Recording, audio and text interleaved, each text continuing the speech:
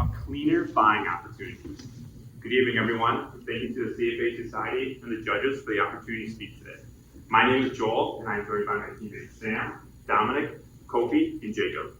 Together, we are proud to represent the University of Minnesota Duluth as Team 2.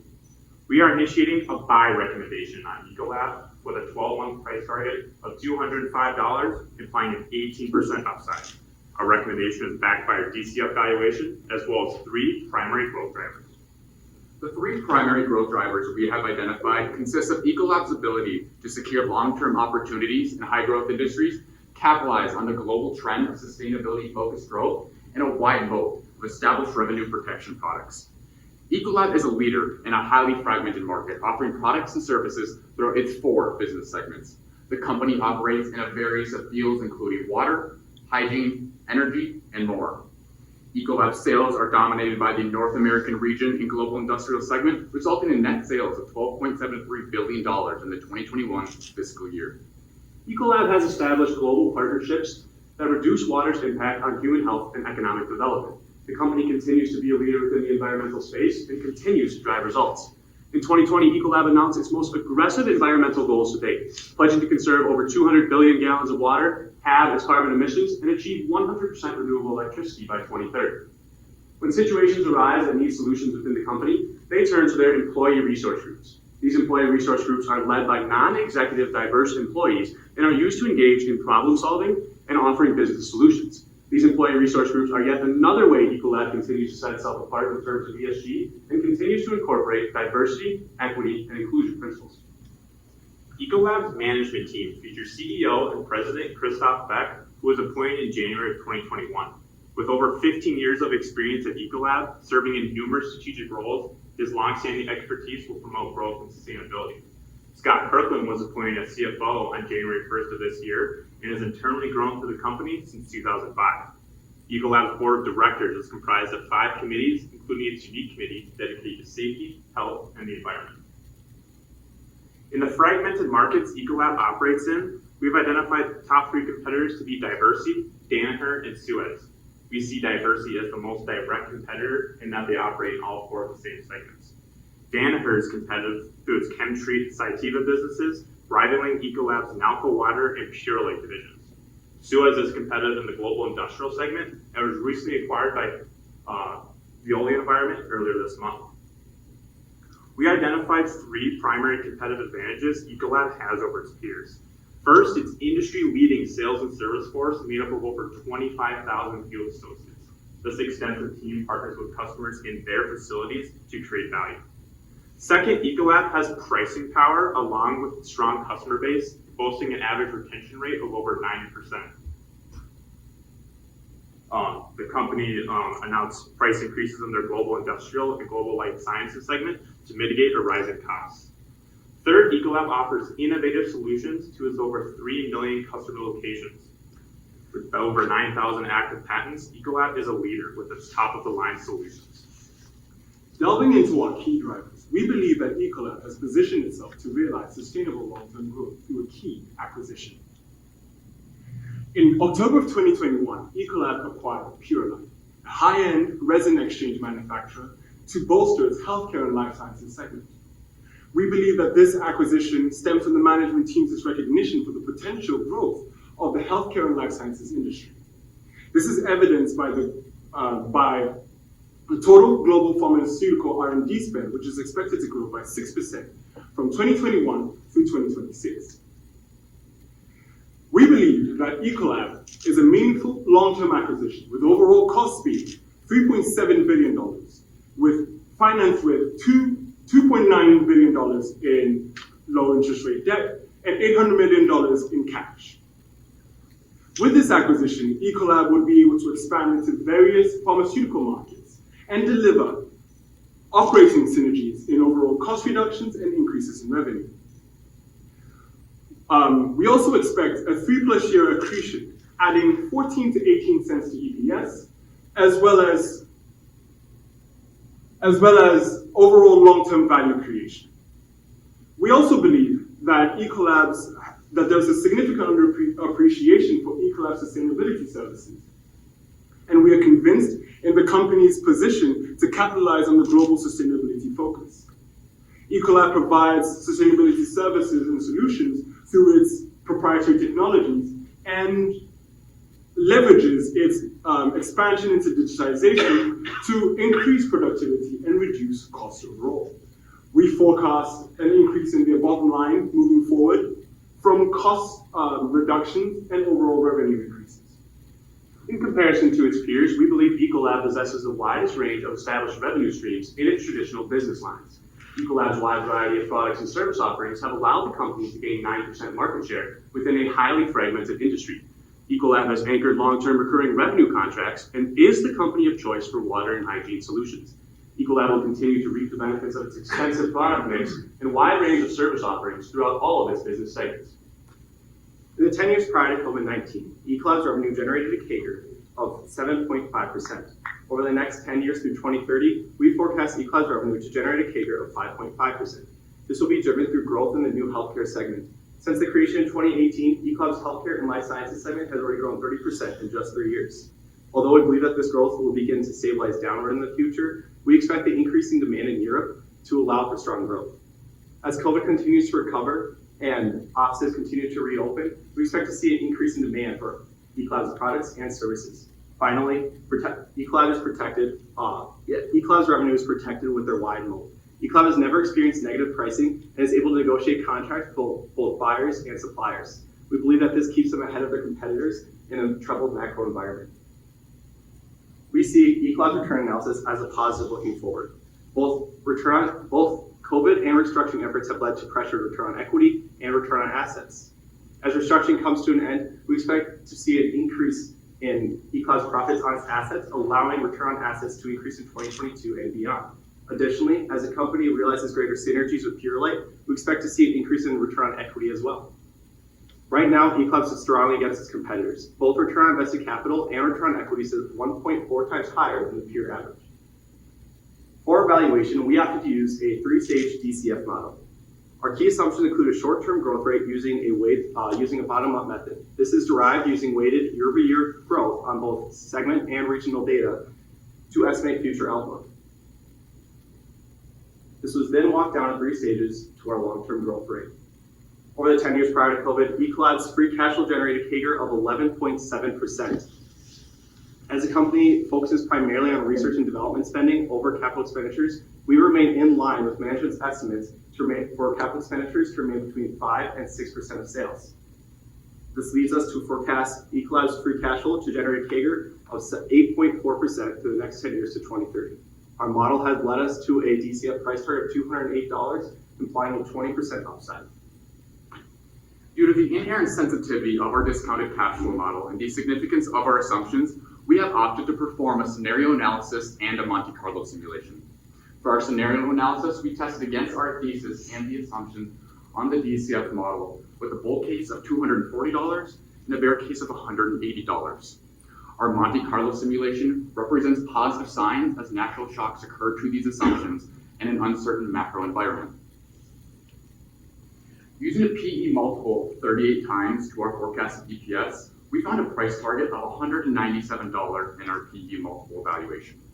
Using a multiple of 25 times attached to our forecasted EBITDA per share, we calculate a $202 price target in our EV to EBITDA valuation approach.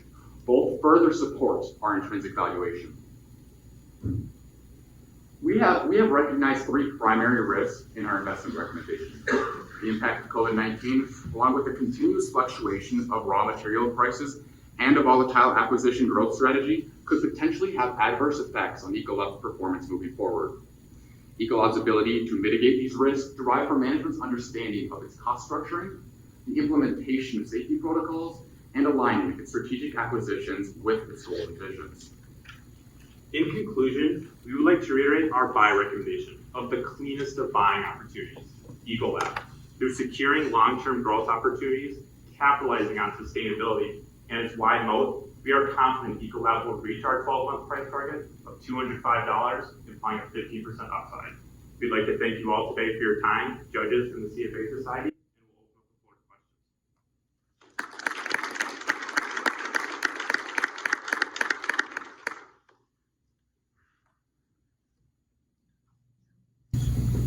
thought it was outstanding. Someone mentioned that the return on invested capital for Ecolab was materially greater than that of its peers. I thought it was someone said 40% higher. 1.4 times higher. Okay, 1.4 times higher. How did you apply that in your multiple analysis? In other words, did you ascribe a higher multiple based upon the greater returns on invested capital, and by how much? The return on invested capital wasn't included in our multiples valuation approach. Okay, maybe, I asked the question before, that's my fault. When determining a multiple, the value of this business, how did the return on invested capital weigh on the selection of that multiple? Yeah, I think it gives greater depth to the higher multiple compared to the competitors because they have a greater return than their competitors. I think that they deserve to trade at a little bit of a higher multiple. So I guess that if that kind of answers your question, It does. So from an EV to EBITDA perspective, for example, how many turns higher did you describe that multiple for Ecolab? Could you rephrase that question? Sure. So you're looking at an enterprise value to EBITDA estimate. If you figure their competitors trade at X, and I appreciate it's not a pure competitor, but how many extra turns of multiple did you apply to the EV to EBITDA based upon the higher return on invested capital? You could say you don't know. Yeah, I'm not sure if I would be able to Okay. answer that question. Sorry. It's my fault. What was the recent deal that the competitor got bought? V-Log, I believe, was it? What was it valued at? And multiple or?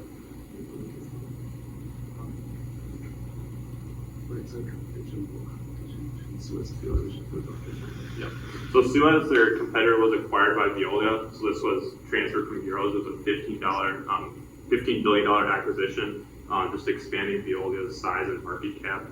So we decided to look at Suez directly as a competitor, since through our research they were still separate, and since this a fragmented markets that they're already in, and with other competitors we looked at, we had to look at specific industries or companies that they have, especially with Danaher. So looking at Suez, they were a direct competitor with the global industrial segment, especially in the European markets, and now they do become more powerful, uniting with Veolia overseas, and that does face more competition for Ecolab going forward. But we did see that, and it was Veolia who they did. Okay. And then you get multiple with $15 billion on EV or? No, I don't know. We looked at that the Suez, but They don't disclose it. yeah. Yeah. Your short-term growth rate at 9.5%, I'm curious how much of that is maybe a snapback from COVID and how much is just the inflation and pricing power acquisition? Where does that come from? Yeah, so we think that a lot of snapback is already, is kind of already in there just naturally. They grew 9% just in 2021. So, I mean, we do think that COVID plays a big role in that, but we think more importantly, it's going to be the different segments growth within those four. Shouldn't COVID be good for their business? So they have to work together with some of the greatest business last year because we can. Operationally, their business affected multiple segments. COVID affected multiple segments of their business, especially with their global institutional and specialty segment, which deals mostly with the hospitality and restaurant segments. We still see that there's there's still more growth or more openings available, and so they haven't been able to completely recover their revenue from that segment completely. The global industrial, on the other hand, has seen some recovery from the COVID closures.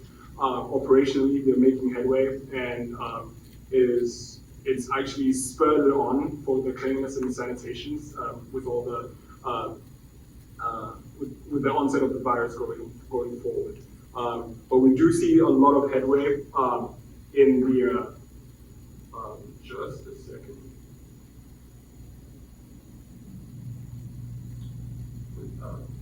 Slide with the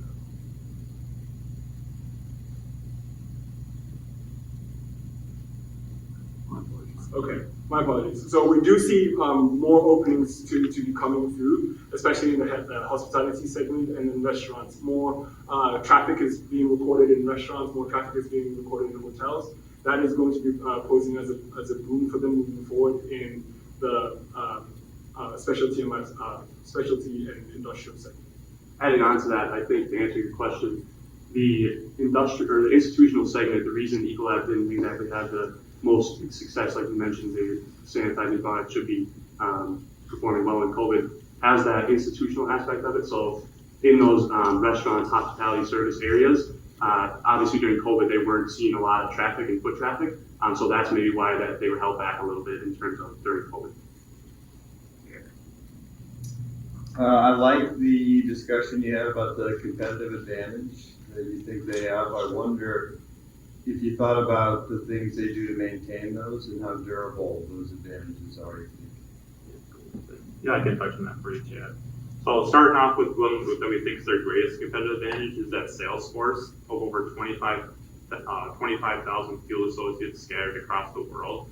So they're able to partner with their customers in these over 3 million customer locations and work with them directly.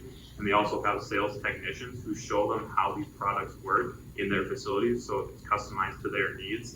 A lot of their competitors, most of their competitors, don't offer that type of service. That sets them apart, and as they've been able to expand with their employees, be able to add more people, expand and grow. That's their major one that they're able to sustain and be able to expand into more markets and more customers. In terms of the other ones, pricing power, which they've had in the past and they've been successful. They've had to mitigate these rising costs with this pricing power, but with their large customer base and over 90% retention rate, we don't see that just being a huge problem, and a lot of other companies are doing similar to combat these rising costs. Adding on to that, part of the innovative solutions and the service force, not only does Ecolab have the top-of-the-line products and services, they also have the Ecolab certified seal, which is you go to a restaurant, you go to a hotel or something, and they might have the Ecolab certified seal, which is a highly prestigious thing to have, as it shows we are certified in these different segments within Ecolab's business, within our business, and it allows them to negotiate sales and contracts with their suppliers and their clients as well. One last thing that's heavily overlooked in that segment is their digitization. Everything that they're doing right now is moving digitally. And so it's creating some very high growth in efficiency and productivity within their businesses. That was going to be my next question. And off of that, how do you think that impacts the financial model? And did you factor that in at all? We took into, so for the digital, did we include digitalization into the model? If you think there's any long-term benefits from it, higher growth, higher margins, higher capital efficiency, is that in the model? Yeah, absolutely. We were expecting expanding margins. I would say that definitely plays a role in that, but more specifically with the SG&A. We do have as percent of sales, SG&A kind of coming a little bit more downward. I think that the digitalization will definitely be able to help with that.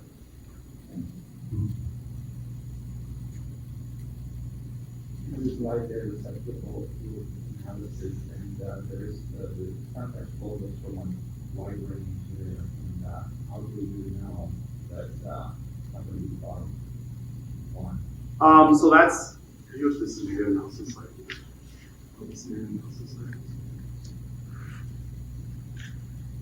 Yeah, so when we did that football field analysis, we tested this for the bear case and the bull case on the top.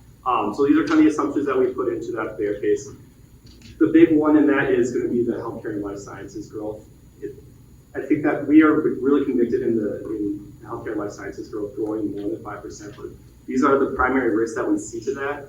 Additionally, with the gross margin, we are strongly convicted that the margins will continue to expand. Did you get input from any customers at all? Talk to anyone in more places use the product? Yes, we did. But most of our questions were directed to how much value that Ecolab poses to they receive from Ecolab, and a lot of them received value from Ecolab in their science certification, as what they were saying, because their customers, such as Texas Roadhouse, became science certified, and they were able to tell that to customers and to gain some customer confidence in their environment and in the sanitization that we're providing. We also spoke to different other customers that use the dishwashers and then use the chemical supplies for industrials. We also spoke to customers that had recurring contracts with them. This solidifies Ecolab as my apologies, as a client or as a customer for Ecolab moving forward in the long term. That's outstanding. I think that people underestimate the breadth of outcomes that can exist when they make an investment. And I think that the way you thought about it right here, with a very broad range of valuations, is a very sophisticated way of approaching valuation. That's impressive.